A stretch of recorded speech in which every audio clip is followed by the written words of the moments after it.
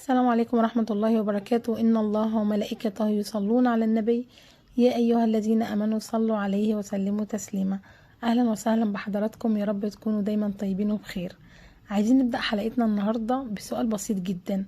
يا ترى عمرك صحيت من النوم وانت مش تايه بس محتار؟ حاسس ان انت واقف في النص، لا قادر تكمل ولا قادر ترجع، ولا حتى عارف تاخد خطوة واحدة لقدام. يعني مش فاهم ده اختبار ولا عقاب، مش فاهم ربنا عايزك ولا مش عايزك، ولا الطريق اللي انت ماشي فيه ده صح ولا غلط. عارف بقى، الحالة دي ناس كتير جدا عايشينها اليومين دول. حيرة في قرار، حيرة في علاقة، حيرة في شغل، حيرة في خطوة مصيرية. حاسس ان انت لو اتحركت غلط هتندم، طب لو فضلت مكانك للأسف ممكن تضيع. خليني اقولك الحقيقة اللي يمكن اول مرة تسمعها بالشكل ده. عارف الحيرة اللي انت فيها دلوقتي دي هي مش ضياع، الحيرة اللي انت فيها دي رسالة من ربنا. ايوه والله رسالة من ربنا، لان مش كل حيرة معناها انك بعيد، ولا ان ربنا سايبك، ولا ان انت لا قدر الله فاشل. بالعكس، في حيرة بقى ربنا بيقربك بيها مش بيبعدك. عارف ليه؟ لان الحيرة معناها انك مش ماشي على هواك. الحيرة معناها انك مش مندفع، مش أعمى، مش واخد قرار لمجرد إن غيرك عمله. الحيرة معناها إن قلبك صاحي. الحيرة اللي انت فيها دي معناها إن انت قلبك صاحي، عقلك بيفكر، روحك مستنية إشارة من ربنا.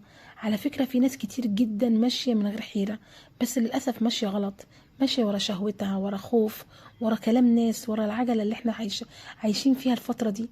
لكن انت واقف بتسأل، بتتوجع، بتفتكر، بتفكر، وده في حد ذاته رحمة من ربنا ليك. لأن ربنا قال وعسى أن تكرهوا شيئا وخير لكم. يعني إيه؟ يعني في حاجات لو كنت كملت كانت ممكن تكسرك، بس ربنا وقفك بالحيرة اللي انت فيها دي دلوقتي علشان ما تكملش. في ناس ربنا أنقذهم بالحيرة مش بالوضوح على فكرة، لأن كان ممكن ربنا يسهل الطريق، بس بالطريق ده كان هيوديك لا قدر الله في اماكن انت ما تحبش ان انت تكون فيها.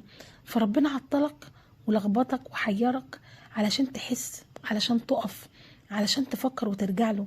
خليني اقولك على حاجة من القلب. ربنا لما بيحب عبد ما بيسيبوش يندفع، بيسيبه يتحير شوية علشان يرجع يسأل، يرجع يركع، يستخير، يسجد، يقول يا رب اختار لي، يا رب انا مش عارف. يمكن دي اول مرة في حياتك تقولها بصدق، تقول انا مش فاهم، انا محتاج، انا ضعيف. الجملة دي بجد لو طلعت من قلبك هتفتح لك ابواب كتير قوي. ممكن الابواب دي ما تتشافش. عارفين المشكلة فين؟ اننا متعودين نربط دايما السكينة بالوضوح، لكن الحقيقة السكينة الحقيقية بتيجي بعد التسليم مش قبل الفهم. يعني ايه؟ يعني لما تقول يا رب، يا رب انا مش فاهم ليه بس واثق فيك، ساعتها بقى قلبك هيهدى حتى لو الدنيا لسه ملهاش ملامح. في نبي من الأنبياء قال ربي إني لما أنزلت إلي من خير فقير.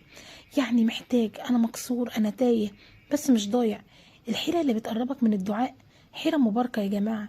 الحيرة اللي تخليك تبطل تعتمد على نفسك وتعتمد على ربنا سبحانه وتعالى، دي بداية نجاة. بس خلي بالك في فرق ما بين الحيرة والتوهان.